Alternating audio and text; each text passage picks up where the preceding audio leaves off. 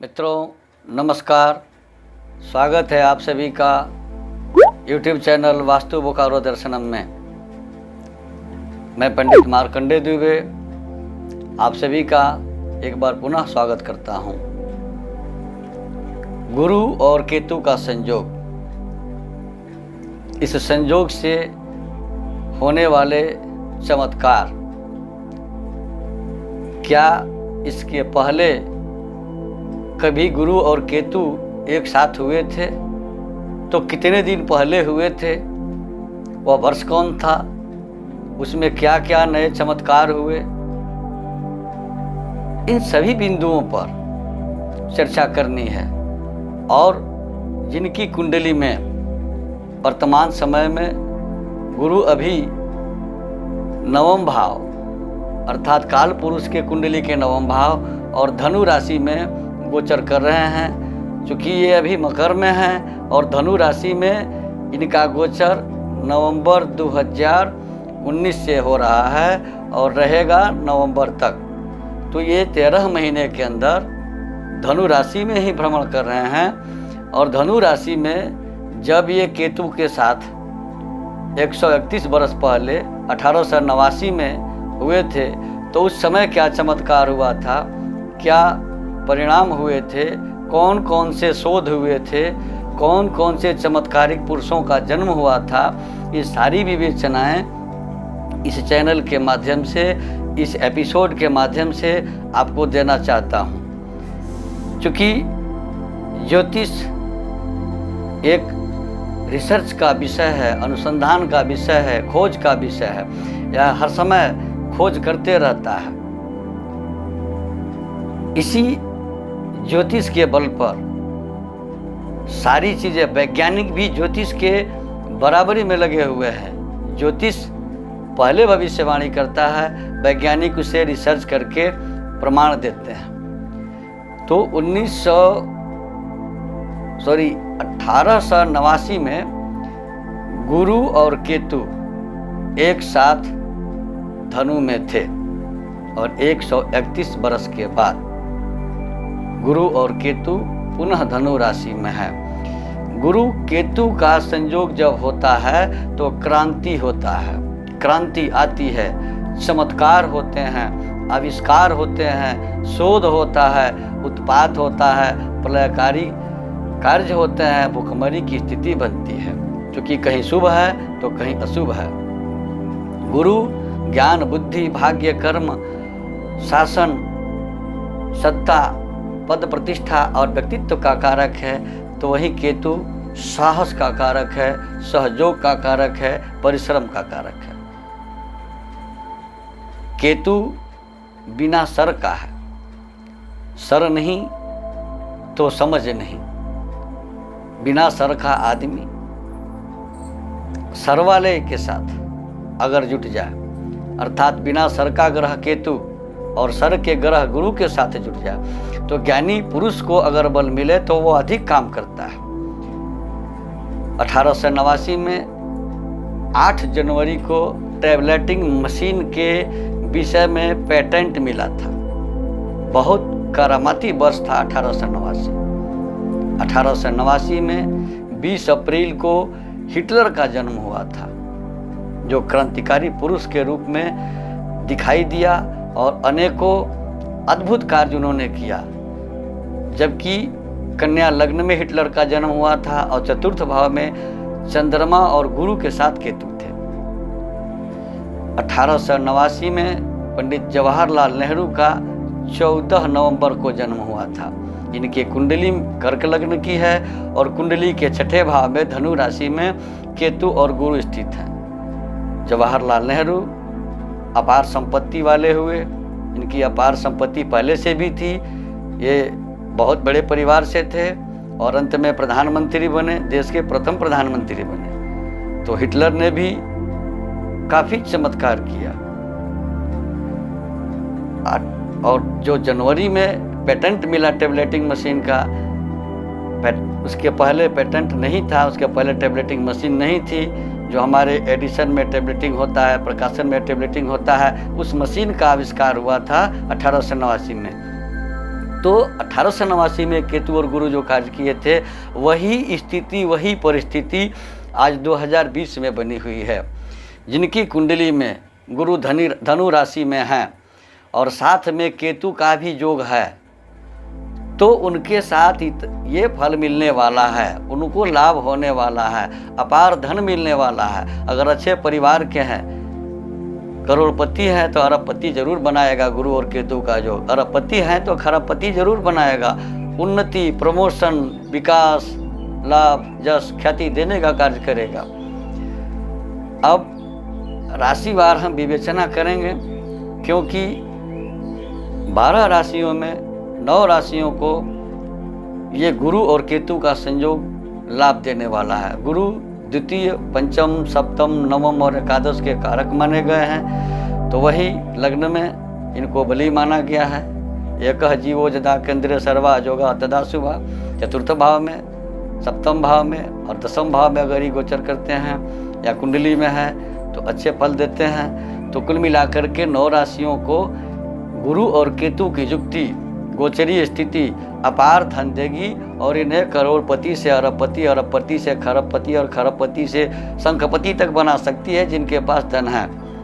अब कोई इस बात को उठा सकता है कि हमें नहीं हुआ, तो जो जिस अवस्था में है, 100 रुपये का व्यापारी 500 रुपये का व्यापार नहीं कर सकता है। 1000 रुपये की पूंजी से 1 लाख की पूंजी बनेगी, समय लगेगा। गुरु का गोचर 13 महीने का है। अब हम आते हैं राशिवार विवेचना पर। विवेचना आरंभ करें इसके पहले आपसे निवेदन करूंगा कि यदि अब तक आपने हमारे वास्तु बोकारो दर्शनम चैनल को सब्सक्राइब नहीं किया है तो कृपया सब्सक्राइब कर लें, नोटिफिकेशन बेल दबा दें, वीडियो लाइक करें और अधिक से अधिक लोगों के पास ये जानकारी पहुंचाएं। इस संदर्भ में सबसे पहली राशि है मेष राशि। मेष राशि के भाग्य और 12वें भाव के स्वामी गुरु केतु के साथ भाग्य भाव में गोचर कर रहे हैं और भाग्य भाव में इनका गोचर करना अतिशय लाभ देगा।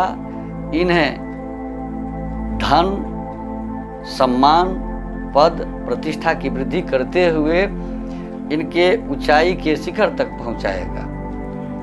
वृषभ राशि में गुरु अष्टम भाव में है, यहाँ इन्हें कुछ फल नहीं मिलने वाला है। अष्टम भाव तनाव का होता है।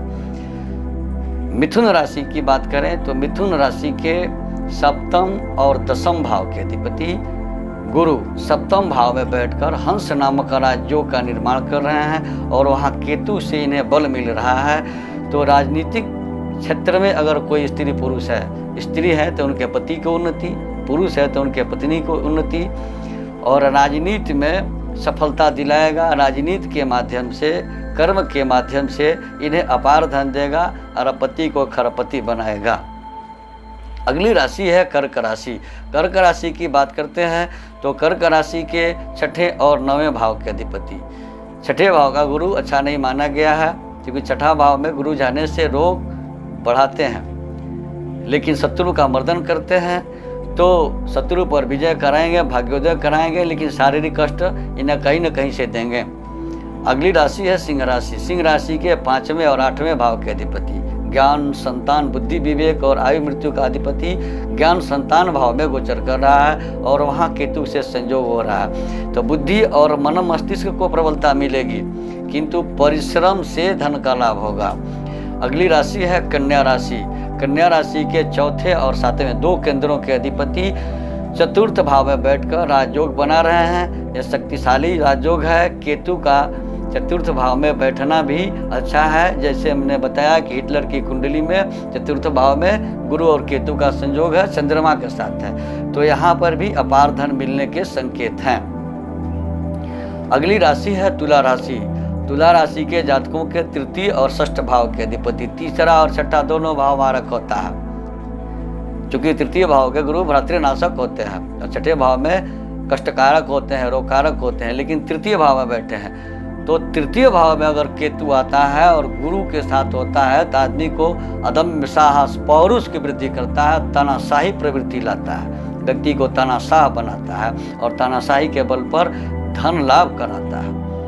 अगली राशि है वृश्चिक राशि। वृश्चिक राशि के वाणी, कुटुंब, धन, बुद्धि, विद्या, संतान भाव के अधिपति वाणी भाव में स्थित हैं, गोचर कर रहे हैं केतु के साथ में, और केतु भी यहाँ कारगर माना गया है। तो वृश्चिक राशि के जातकों को तो बल्ले बल्ले है, अपार धन मिलने की व्यवस्था है। अब इसमें बच्चे और विद्या अध्ययन करने वाले को, बच्चे को धन तो नहीं मिलेगा, अगर विद्या अध्ययन के क्षेत्र में है तो विद्या के क्षेत्र में अपार सफलता दिलाएंगे द्वितीय भाव के गुरु और केतु। अगली राशि है धनु राशि। धनु राशि के जातकों के प्रथम और चतुर्थ यानी 2 केंद्रों के अधिपति केंद्र में बैठ करके हंस नामक राजयोग बना रहे हैं और केतु वहाँ बैठा हुआ है। तो अपने साहस, अपने पराक्रम के बल पर, अपने व्यक्तिगत कर्म के बल पर अपार ऊंचाइयों तक गुरु इन्हें पहुंचाएंगे, इन्हें शौर्य यानी उच्च शिखर तक पहुंचाएंगे गुरु, और इन्हें अपार धन का लाभ कराएंगे। अगली राशि है मकर राशि। मकर राशि के 12वें भाव में गुरु है और केतु। 12वें भाव का केतु मोक्षप्रद माना गया है, ज्ञान धर्म का कारक माना गया है वहाँ पर, और गुरु भी वही है, लेकिन 12वें भाव के गुरु को शुभ नहीं माना गया है, अतः इन्हें विशेष लाभ होने की कोई संभावना नहीं है। इससे अगली राशि है कुंभ राशि। कुंभ राशि के 11वें और दूसरे धन, वाणी, लाभ, जस, ख्याति के स्वामी लाभ भाव में, जस भाव में, ख्याति के भाव में बैठे हुए हैं। तो इन्हें वाणी के बल पर धन, कुटुंब के बल पर धन, अपने शौर्य, अपने पराक्रम के बल पर इन्हें लाभ, जस, ख्याति और अपार धन देगा। सबसे अंतिम राशि है मीन राशि। मीन राशि के लग्न और 10वें भाव के अधिपति 10वें भाव में गोचर कर रहे हैं, यहाँ भी राजयोग बना रहे हैं। 10वें भाव में केतु गुरु के साथ होकर के राजयोग बना रहे हैं। मान, सम्मान, धन, पद, प्रतिष्ठा सबकी वृद्धि करेंगे। कम धन है तो अधिक धन देकर इन्हें प्रचुर धनवान बनाएंगे।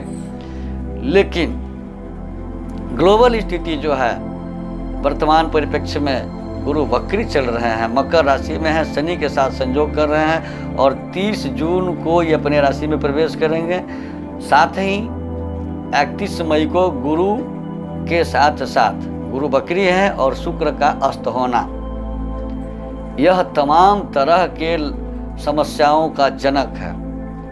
आप बताएं, चूँकि इसके पहले एपिसोड में जब मैंने बृहस्पति के विषय में एक एपिसोड बनाया था तो उसमें कहा था कि बृहस्पति जब वक्री होते हैं और पाप प्रभाव में होते हैं तो जीवों के कारक है, जीवों को कष्ट होता है, जन धन की हानि होती है।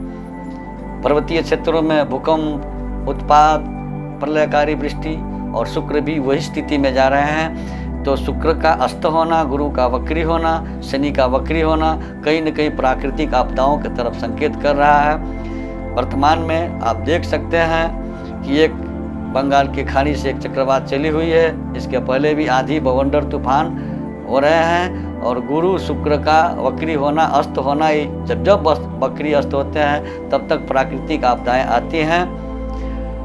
मित्रों, बाकी राशियां जिनको लाभ नहीं होने वाला है और जिन्हें लाभ बताया गया है, उन्हें भी अगर गुरु कुंडली में कहीं से कमज़ोर हैं, अंशों में कमज़ोर हैं, तो उन्हें गुरु को प्रबल करने के लिए गुरु का रत्न पुखराज धारण करनी चाहिए। अगर कुंडली में कहीं से गुरु मार्केश हैं तो किसी ज्योतिषी से परामर्श लेकर के ही कोई कार्य करनी चाहिए। हमारे यहाँ वास्तु विजिट किया जाता है, कुंडली बनाई जाती है, कुंडली का फलादेश दिया जाता है।